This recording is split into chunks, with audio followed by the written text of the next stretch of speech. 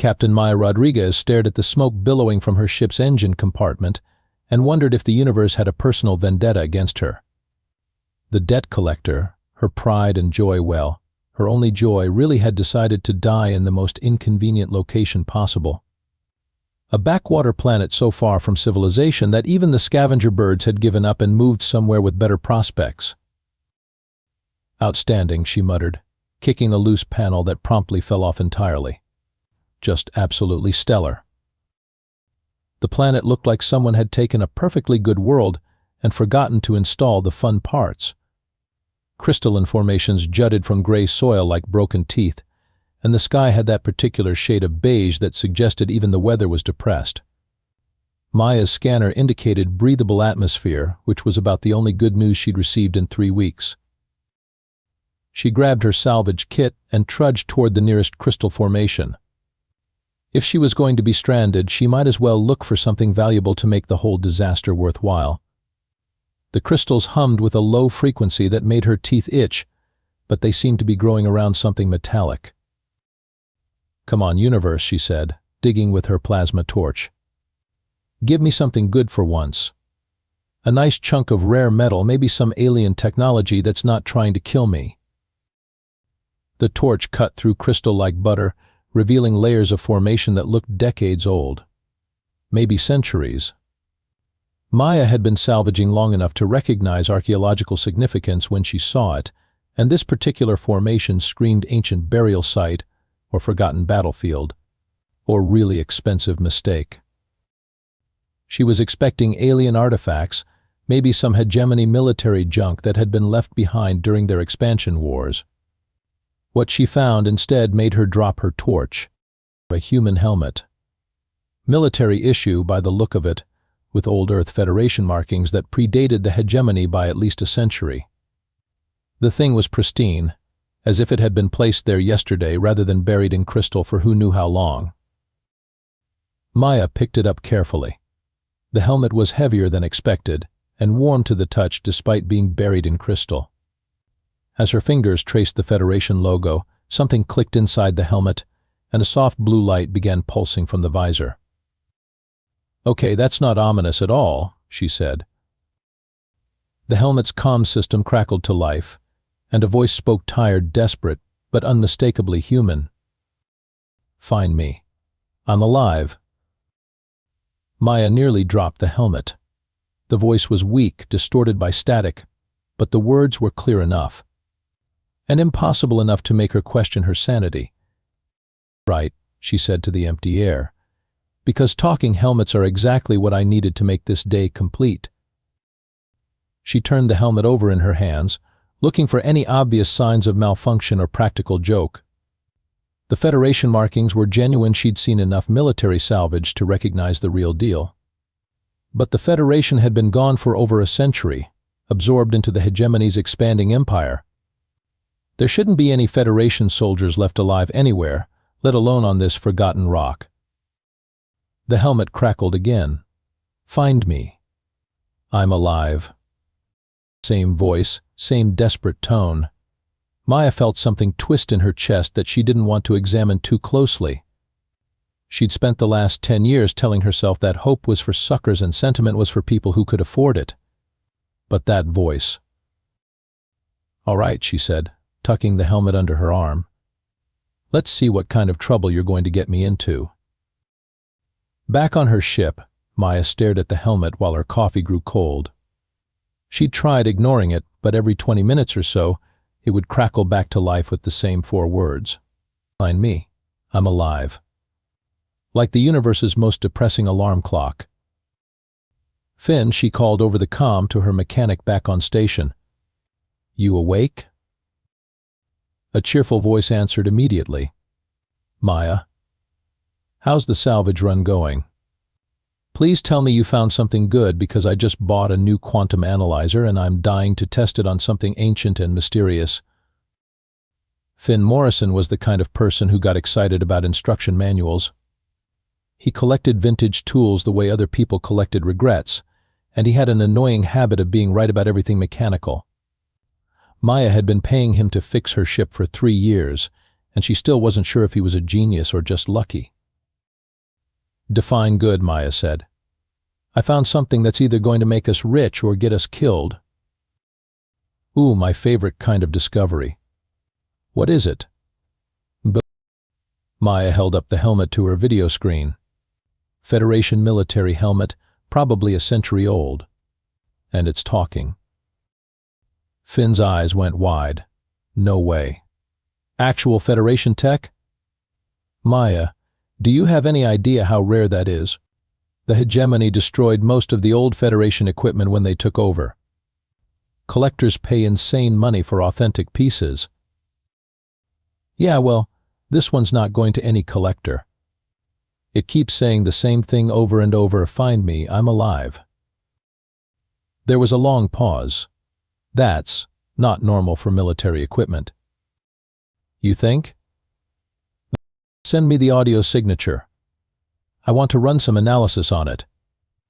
If this is genuine Federation tech, there might be a quantum signature we can trace. Maya was about to respond when her proximity alarm started shrieking. She spun around to see a sleek government ship pulling alongside the debt collector. The kind of ship that meant paperwork and questions she didn't want to answer. Finn, I've got company. Call you back. The airlock cycled, and Agent Wallace Knox stepped aboard like he owned the place. Knox was the type of bureaucrat who ironed his uniform before putting it on, and he had the personality of a tax audit. Maya had dealt with him before, and it never ended well for her bank account. Captain Rodriguez, Knox said, consulting his tablet. Routine inspection. The Galactic Salvage Authority has received reports of unusual activity in this sector. Unusual activity? Knox, I've been stranded here for 6 hours. The most unusual thing I've done is successfully make coffee without burning down my ship. Knox's eyes fixed on the helmet sitting on her workbench. What's that? Junk, Maya said quickly. Old helmet. Probably worth a few credits for scrap metal. Knox moved toward the helmet, and Maya felt her heart rate spike. The last thing she needed was the GSA confiscating her find before she could figure out what it was worth. Federation markings, Knox said, picking up the helmet. This is military equipment. Anything military from the Federation era requires special documentation and… The helmet crackled to life. Find me. I'm alive. Knox nearly dropped it. Maya bit back a curse. Fascinating, Knox said, his bureaucratic mask slipping for just a moment. This will need to be turned over to the GSA immediately for proper analysis. Like hell it will. Maya snatched the helmet back and made a run for the cargo bay. Knox shouted something about regulations and proper procedures, but Maya was already sealing the inner airlock. She could hear him pounding on the door as she fired up the engines. Sorry, Knox, she called over the comm. But finders keepers is still a thing in the outer sectors. The debt collector lurched away from Knox's ship, engines protesting but holding together. Maya set course for the nearest jump point, her hands shaking slightly on the controls. Finn, she said, reopening the comm channel. Change of plans. I'm coming to you and I'm bringing our talking helmet. We're going to figure out what this thing is, and we're going to do it before the GSA decides to make my life even more complicated. Maya, are you running from Agent Knox again? Only a little bit. And it's not running, it's strategic repositioning. Finn sighed. I'll prep the workshop. But Maya? If this thing is what I think it is, we're not just looking at a salvage job. We're looking at something that could change everything. Maya glanced at the helmet, which had gone quiet again. Yeah, she said. That's what I'm afraid of. Finn's workshop looked like a bomb had gone off in an electronics store. Tools and components covered every surface, and the walls were lined with vintage equipment that hummed and beeped at random intervals. Maya had to step over 3 different half-assembled robots just to reach the workbench where Finn was already setting up his quantum analyzer. Show me what you've got, Finn said, practically vibrating with excitement. Maya placed the helmet on the scanner bed. It's been repeating the same message every 20 minutes or so. Always the same voice, always the same words. Finn ran his scanner over the helmet, and his expression shifted from excitement to amazement. Maya, this isn't just Federation tech. This is advanced Federation tech. Look at these quantum signatures. They're using technology that shouldn't have existed 100 years ago. Meaning what, exactly? Meaning whoever built this was way ahead of their time. And this signal, it's not a recording. It's a live transmission. Maya felt something cold settle in her stomach. Live transmission from where?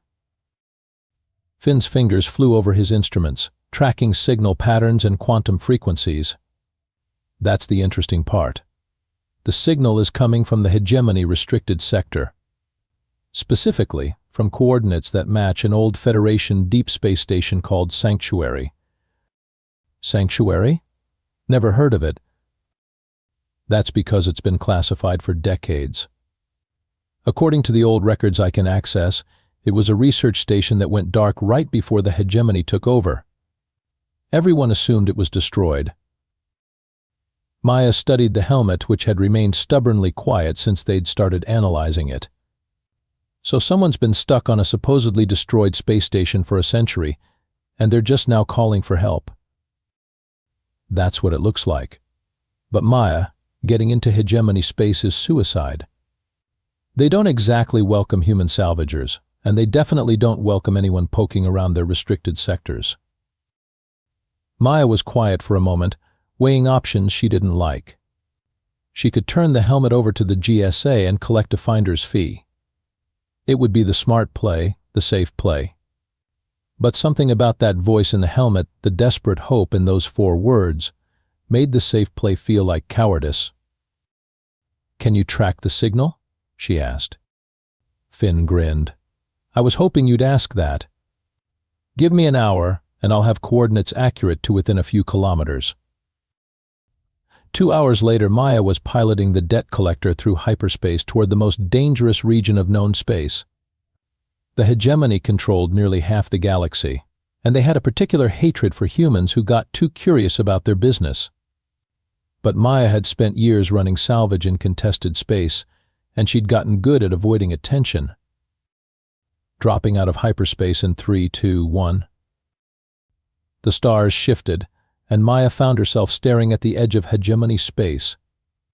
Patrol ships moved in predictable patterns, their sensors sweeping for unauthorized vessels. Maya powered down to minimal energy and drifted toward the restricted sector, relying on her ship's stealth modifications to avoid detection. "There," Finn said, pointing at his scanner. "That's Sanctuary. Or what's left of it." The space station hung in the darkness like a broken toy. Parts of it were clearly damaged, probably from whatever had caused it to go dark a century ago. But other sections looked intact, and Maya could see power signatures indicating that someone was still home. "Life signs?" she asked. Finn checked his instruments. Minimal, maybe 1 or 2 people, but the readings are weird. Like they're in some kind of suspended animation. Maya maneuvered closer to the station, keeping one eye on her proximity sensors. The hegemony patrols were hours away, but that could change quickly if someone decided to investigate the old station. "There," Finn said suddenly. "Docking Bay 3. It's still pressurized, and the airlock is functional." Maya brought the debt collector alongside the station and began the docking sequence. The ancient mechanisms protested, but they held.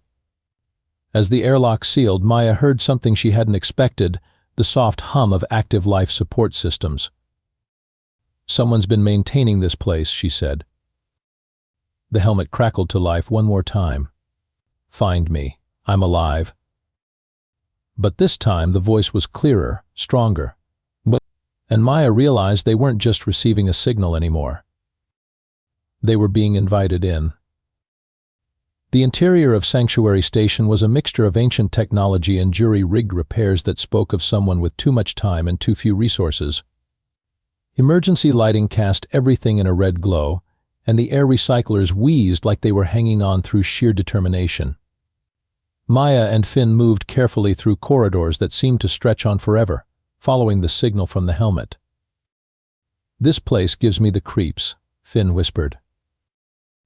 "It's a 100-year-old space station that's supposed to be dead," Maya replied. "It's supposed to give you the creeps." They followed the signal to what had once been the station's command center. Banks of monitors lined the walls, most of them dark, but a few still flickered with data streams and system diagnostics. And in the center of it all was a cryopod that hummed with active power. "Well," Maya said, "I guess we found him." The cryopod's transparent cover showed a man in his 30s, peaceful in artificial sleep. His uniform bore the insignia of a Federation commander, and his name tag read Sterling. He looked exactly like someone who had been asleep for a century should look, perfectly preserved and completely out of time. Commander Jack Sterling, Finn read from the pod's display, entered cryo-sleep 98 years ago. And according to this, he's been conscious for most of it. Maya stared at the readout. Conscious? In cryo-sleep? That's not possible. Apparently it is if you're unlucky enough. A new voice joined the conversation, smooth and artificial. "Hello, Captain Rodriguez. I'm Artemis, the station's artificial intelligence. I've been keeping Commander Sterling alive, but I'm afraid the experience has been challenging for him." Lights flickered on around the room, revealing a space that was part command center, part workshop, and part desperate attempt at maintaining sanity. Drawings covered the walls, star charts, technical diagrams, and what looked like a countdown calendar with nearly 100 years marked off. "He's been awake this whole time?" Maya asked. "Conscious, but unable to move or speak except through our communication system. The cryopod malfunctioned decades ago, but shutting it down would have killed him. I've been doing my best to keep him sane, but isolation for nearly a century is difficult for humans to process." Finn was examining the cryopod's systems. "This is incredible. The life support technology here is centuries ahead of anything we have now. How is this possible?" "Commander Sterling was part of a special Federation research project," Artemis explained. "They were developing advanced technologies to give humanity an edge against the expanding hegemony. Sanctuary was one of their most classified installations."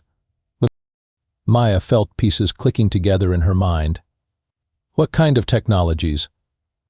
"Faster-than-light communication, advanced AI systems, weapons that could disable entire fleets. The kind of technology that could have prevented the hegemony from taking over human space." "So what happened?" "The hegemony found out. They attacked Sanctuary before we could complete the project. Commander Sterling ordered me to put him in cryo-sleep and hide the research data until someone could come for it. I've been waiting ever since."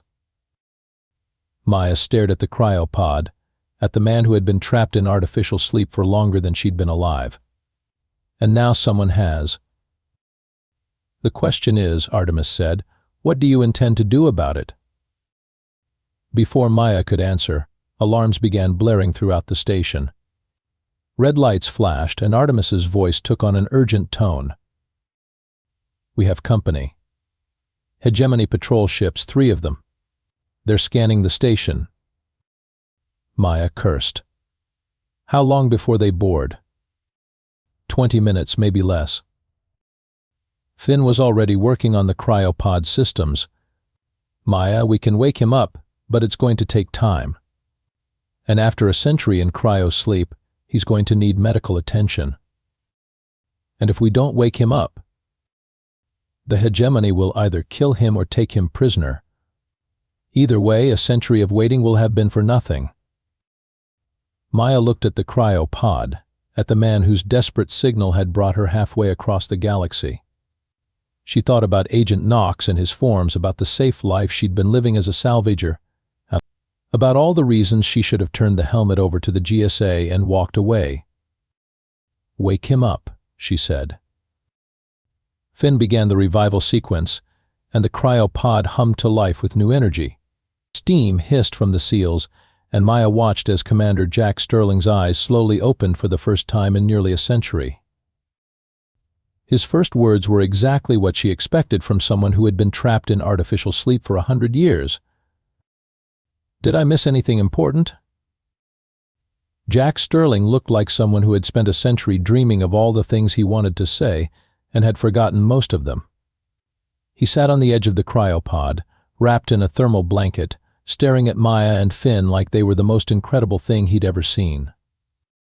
"Humans," he said softly. "Actual humans. I was starting to think Artemis was making you up." "I never make things up," Artemis replied primly. "I may occasionally embellish for dramatic effect, but I never fabricate entire people." Jack laughed, and the sound was rusty with disuse.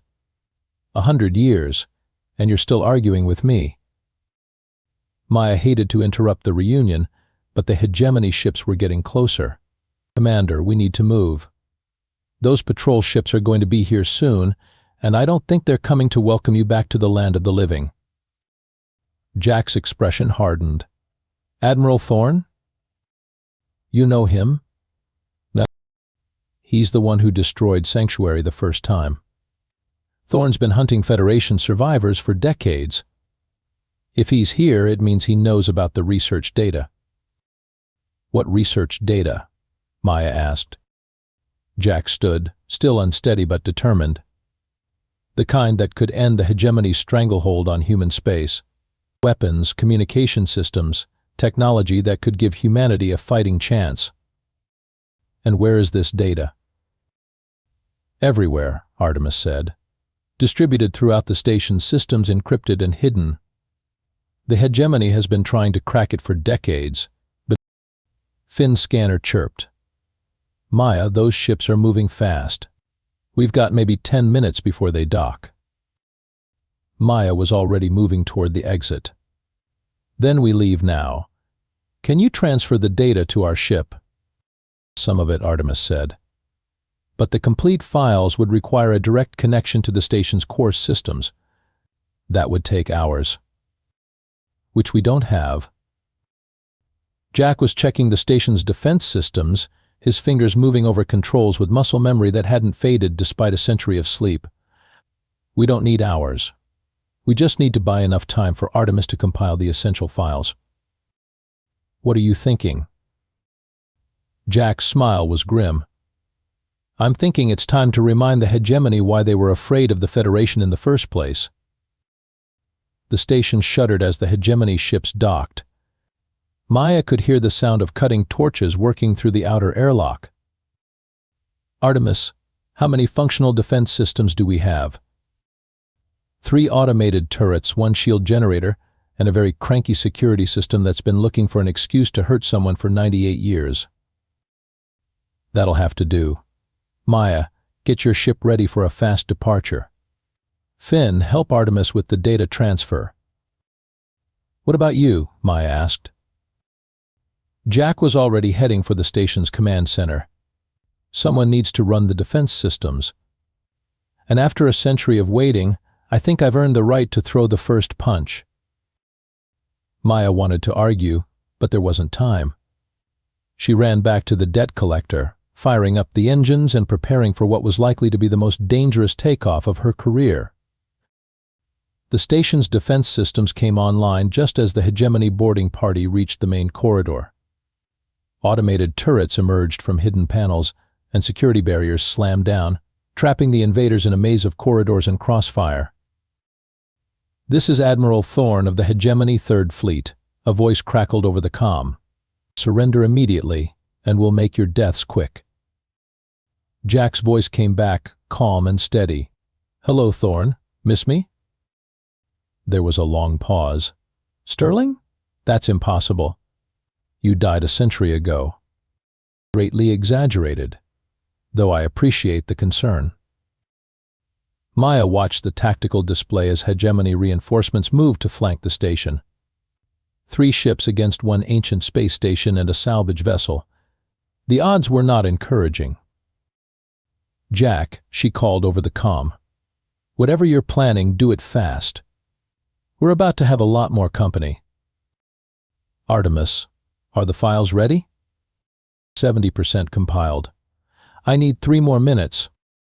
You've got them. The station's shield generator hummed to life, and Maya watched in amazement as a barrier of pure energy surrounded Sanctuary. Hegemony weapons fire splashed harmlessly against it, but Maya could see the power readings fluctuating. That shield won't hold forever, she said. It doesn't have to, Jack replied. It just has to hold long enough. One of the Hegemony ships broke away from the main attack and moved toward the debt collector. Maya fired up her engines and began evasive maneuvers, but her salvage ship was no match for a military vessel. Maya, Jack called. Remember what I said about throwing the first punch? How do you feel about throwing the last one too? Maya grinned despite herself. What do you have in mind? Artemis, activate the station's self-destruct. Set it for 5 minutes. Jack, no, Maya protested. You just woke up. You can't die now. I'm not planning to die, Jack said. But Thorn doesn't know that. Artemis, broadcast the self-destruct sequence on all frequencies. Make sure everyone knows Sanctuary is about to become a very expensive firework. The effect was immediate.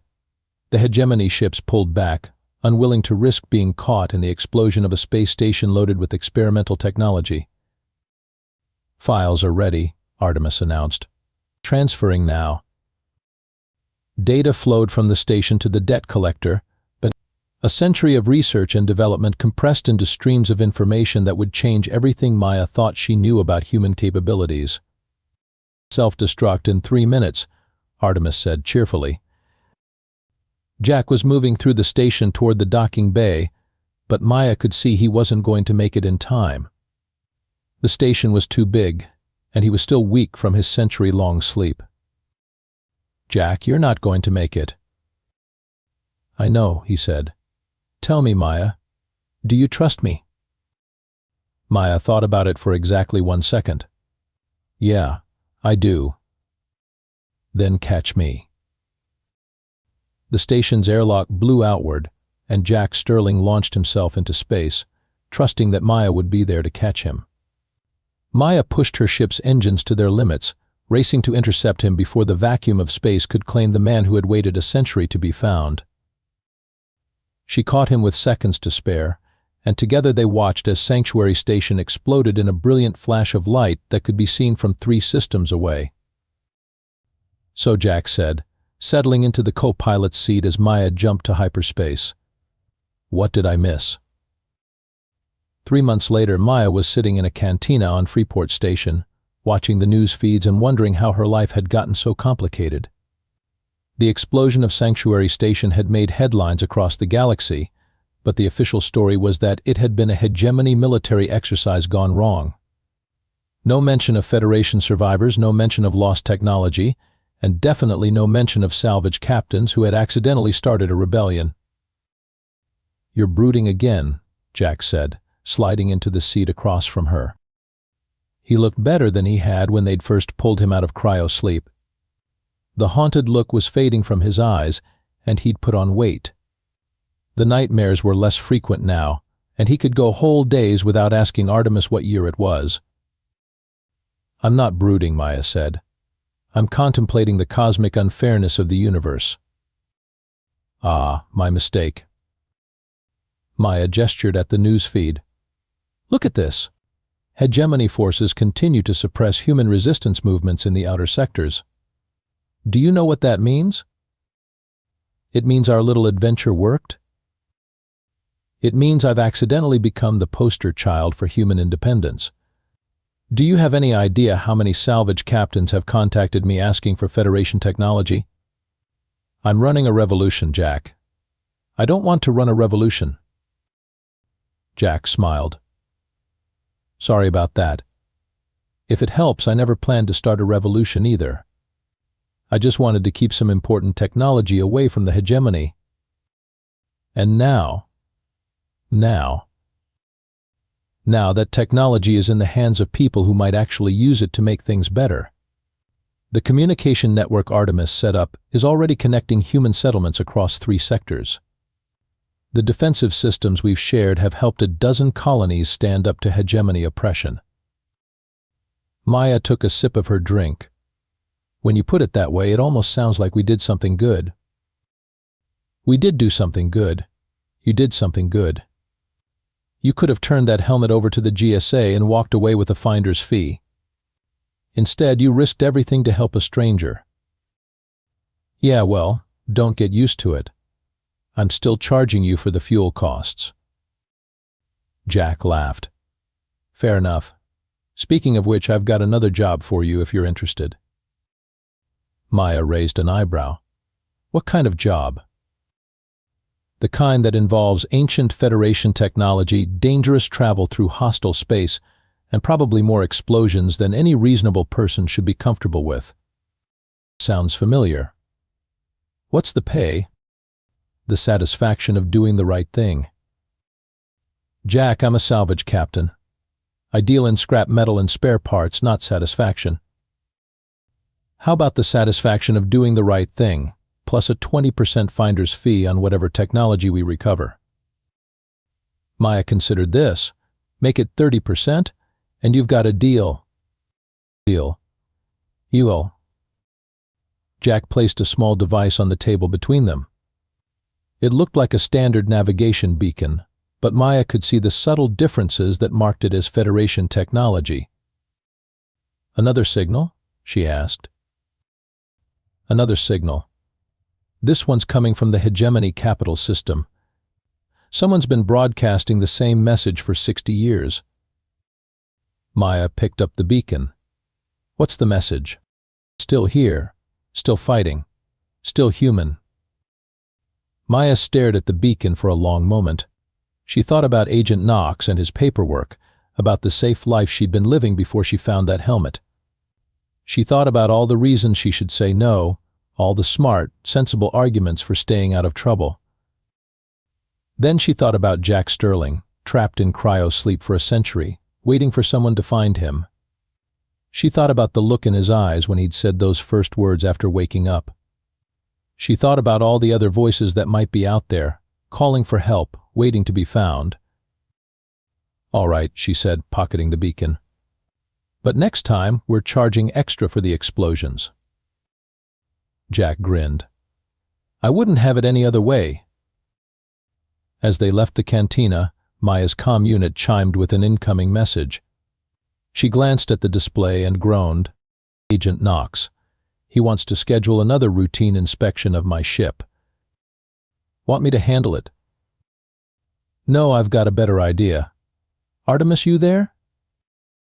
Always, Captain Rodriguez. How can I help? Feel like having some fun with a bureaucrat? I've been hoping you'd ask. I have several dozen forms that Agent Knox needs to fill out before he can conduct any inspections of vessels carrying classified Federation technology. Maya smiled. I love having an AI on our side. Technically, I'm on the side of human freedom and independence. Same thing. May. As the debt collector pulled away from Freeport Station, Maya looked out at the stars and wondered what other signals were out there, what other voices were calling for help. She'd spent years telling herself that hope was for suckers and sentiment was for people who could afford it. But maybe, just maybe, she'd been wrong about that. After all, sometimes the universe did give you something good. Sometimes, buried in the crystal formations of a forgotten world, you found exactly what you were looking for. Even if you hadn't known you were looking for it in the first place. So Jack said from the co-pilot's seat, "Where to next?" Maya activated the beacon and watched as it painted a course toward the most dangerous region of known space. Hegemony capital system? And Jack?